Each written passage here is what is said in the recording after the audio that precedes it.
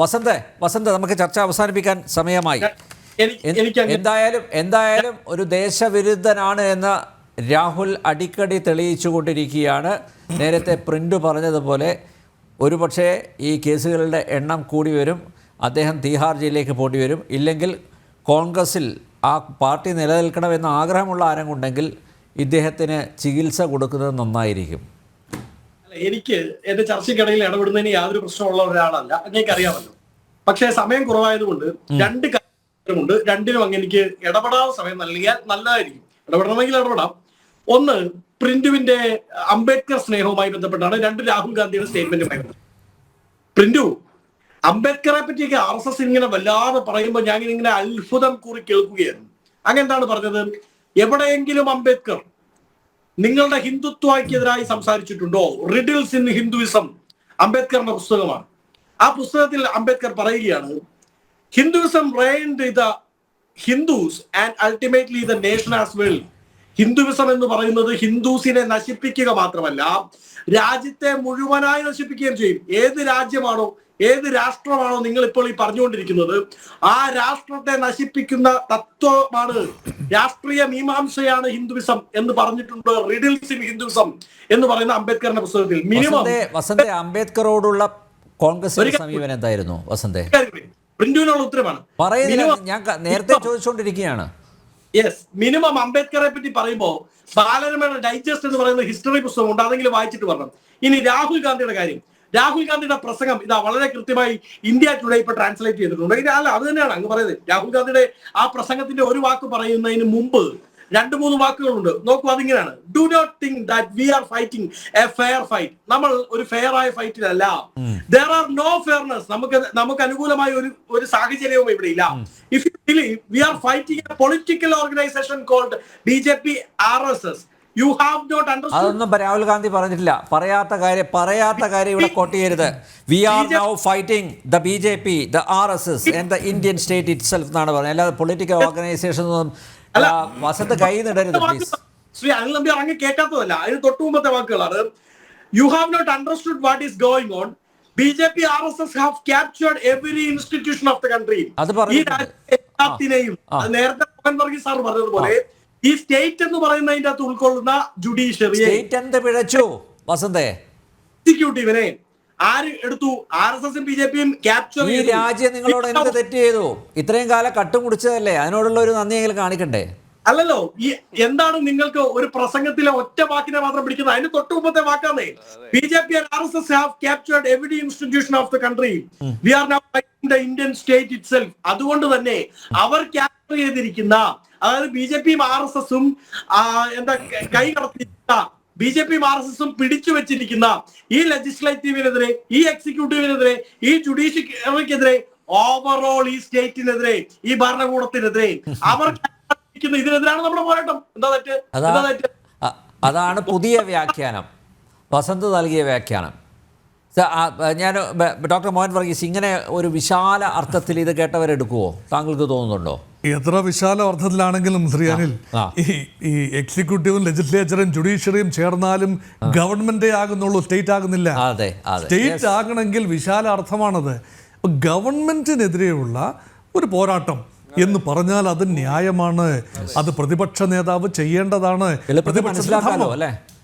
മനസ്സിലാക്കാൻ പറ്റുമല്ലോ, അത് വളരെ എളുപ്പമാണ്. ഇതിനത് വളരെ വ്യക്തമാണ്.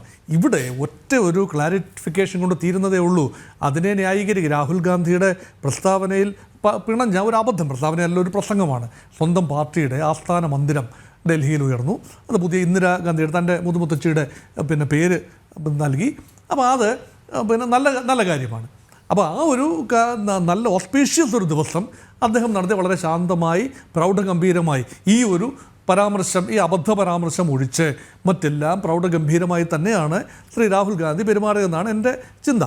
പക്ഷേ ആ ഒരു തെറ്റ് തന്നെയാണ്, അബദ്ധമാണ്. അത് അബദ്ധമാണ്, എനിക്ക് തെറ്റിപ്പോയി, ഞാൻ ഇതാണ് ഉദ്ദേശിച്ചത് എന്ന ഒറ്റ വരിയിൽ ക്ലാരിഫിക്കേഷൻ കൊടുത്താൽ തീരുന്ന പ്രശ്നമേ ഉള്ളൂ. അതിനെ നമ്മൾ ന്യായീകരിക്കാൻ പോകുമ്പോഴാണ് സ്റ്റേറ്റ് അല്ല ഗവൺമെൻറ്റാണ് ഉദ്ദേശിച്ചു പോയത് എന്ന് മാത്രം പറഞ്ഞാൽ മതിയാകും.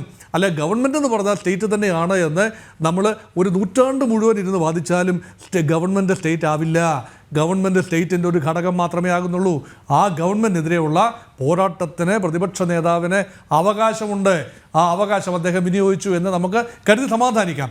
പക്ഷേ സ്റ്റേറ്റ് ഇതിനകത്ത് ഇൻവോൾവ് ആകുമ്പോൾ സ്വാഭാവികമായി ആ സ്റ്റേറ്റിൽ പെടുന്നവരാണ് എല്ലാവരും. കാരണം പാർട്ടിയിൽ പെടാത്ത ആളുകൾ, ഞാനൊരു പാർട്ടിയിലും പെടുന്ന ആളല്ല. അപ്പം പാർട്ടിയിൽ പെടാത്ത ആളുകൾ നമ്മുടെ രാജ്യത്തെക്കുറിച്ചൊരു പരാമർശം പ്രതിപക്ഷ നേതാവോ പ്രധാനമന്ത്രിയോ ആര് നടത്തിയാലും അത് രാജ്യവിരുദ്ധമായി ഒരുപക്ഷെ ചിത്രീകരിക്കപ്പെടുന്നു. അതല്ല എന്ന് സ്ഥാപിക്കേണ്ട ചുമതല ആ പ്രസ്താവന നടത്തിയവരുടെയാണ്. ആ സെൻസിൽ രാഹുൽ ഗാന്ധിക്ക് ഒരു ക്ലാരിഫിക്കേഷൻ കൊടുക്കാം. അത് വ്യക്തമായ ക്ലാരിഫിക്കേഷൻ കൊടുക്കാവുന്ന സംശയമുണ്ട് സർ. ഒറ്റ പറയും. ഇന്റർചേഞ്ചബിളി ഉപയോഗിക്കുന്ന ഒരു വാക്ക്, ആ വാക്ക് ഇത് സ്റ്റേറ്റ് എന്നുള്ളത് വിട്ടേക്കാം, അതൊരു ഒരു ഒരു ഒരു കോണ്ടെക്സ്റ്റിൽ ഉപയോഗിക്കുന്നു. അപ്പോൾ അത് തെറ്റിദ്ധരിക്കപ്പെടുന്നു. ഇപ്പൊ അങ്ങ് പറഞ്ഞ പോലെ തെറ്റിദ്ധരിക്കപ്പെടുന്നു. ആ വാക്ക് ഉപയോഗിച്ച ആൾ അല്ലെങ്കിൽ ആ ആളിനെ പ്രതിനിധാനം ചെയ്യുന്ന പ്രസ്ഥാനം അതിൽ ക്ലാരിഫിക്കേഷൻ കൊടുക്കുന്നു. അതിനപ്പുറത്ത് എന്താണ് അതിൽ ചെയ്യാൻ സാധിക്കുക? അല്ല, ക്ലാരിഫിക്കേഷൻ്റെ വേർഡിംഗ് ആണ് പ്രധാനം. ക്ലാരിഫിക്കേഷൻ എന്ന് പറഞ്ഞത് ഏത് വേർഡിങ്ങിലാണ് രാഹുൽ ഗാന്ധി, ഞങ്ങളുടെ നേതാവ്, പ്രതിപക്ഷ നേതാവ്, കോൺഗ്രസിൻ്റെ സമുജ്ജിതനായ നേതാവ് രാഹുൽ ഗാന്ധി പറഞ്ഞത് ഉദ്ദേശിച്ചത് സ്റ്റേറ്റ് എന്നല്ല ഗവൺമെൻറ് എന്നാണ് എന്ന വാചകമുണ്ടെങ്കിൽ everything is clean. Shri Vasanth, അല്ല, അതാണ് ഞാൻ പറഞ്ഞത്. സ്റ്റേറ്റ് ഹാസ് ക്യാപ്ചേർഡ്, സ്റ്റേറ്റിന്റെ എല്ലാ സിസ്റ്റത്തെയും BJP ക്യാപ്ചർ ചെയ്തു എന്ന് അദ്ദേഹം പറഞ്ഞു കഴിഞ്ഞു. അപ്പം അത് കറക്റ്റാണ്. അപ്പോഴും സ്റ്റേറ്റ് ആണ്. സ്റ്റേറ്റ് എന്ന് പറയുമ്പോൾ 4 ഘടകങ്ങൾ അടങ്ങുന്നു. ടെറിട്ടറി ഉൾപ്പെടെയുള്ള ഘടകങ്ങൾ സ്റ്റേറ്റിലുണ്ട്. ജുഡീഷ്യറി ഉൾപ്പെടെയുള്ള ഘടകങ്ങളുണ്ട്. ജുഡീഷ്യറിയെ പൂർണ്ണമായി ക്യാപ്ചർ ചെയ്തു എന്ന് പറഞ്ഞാൽ നമ്മുടെ ഭരണഘടനയെ പിന്നെ ആര് സംരക്ഷിക്കും? പൂർണ്ണമായി കോടതിയെ, ഇപ്പം കോടതിയിൽ പുഴുക്കുത്തുകളുണ്ടെന്ന് നമുക്ക് വേണേൽ പറയാം, പക്ഷേ പൂർണ്ണമായി കോടതി സംവിധാനത്തെ ക്യാപ്ചർ ചെയ്തിരിക്കുന്നു. ഒരു പാർട്ടിയോ RSSO BJPയോ ക്യാപ്ചർ ചെയ്തു എന്ന് പറഞ്ഞാൽ ഇന്ത്യൻ ഭരണഘടനയെ സംരക്ഷിക്കേണ്ടത് കോടതിയാണ്. അപ്പോൾ കോടതി സംവിധാനത്തിൽ വിശ്വാസമില്ല എന്ന് പറഞ്ഞ് എങ്ങനെ നമുക്ക് മുന്നോട്ട് പോകാൻ പറ്റും? അതുകൊണ്ട് എല്ലാ സംവിധാനങ്ങളും ക്യാപ്ചർ ചെയ്യുമെന്ന് പറയാനാവില്ല. തീർച്ചയായും ഇലക്ഷൻ കമ്മീഷനെ കുറിച്ച് ആക്ഷേപം ഉന്നയിക്കാം, കൺട്രോൾ ആൻഡ് ഓഡിറ്റ് ജനറലിനെ കുറിച്ച് പറയാം, അല്ലെങ്കിൽ എൻഫോഴ്സ്മെന്റ് ഡയറക്ടറേറ്റിനെ കുറിച്ച് പറയാം, CBI അനാവശ്യമായ കേസുകൾ എടുക്കുന്നു എന്ന് പറയാം, പ്രതിപക്ഷ നേതാക്കളെ പുറകെ നടന്ന് ഉപദ്രവിക്കുന്നു എന്ന് പറയാം. ഇതിനകത്തൊക്കെ സത്യമുണ്ട് താനും.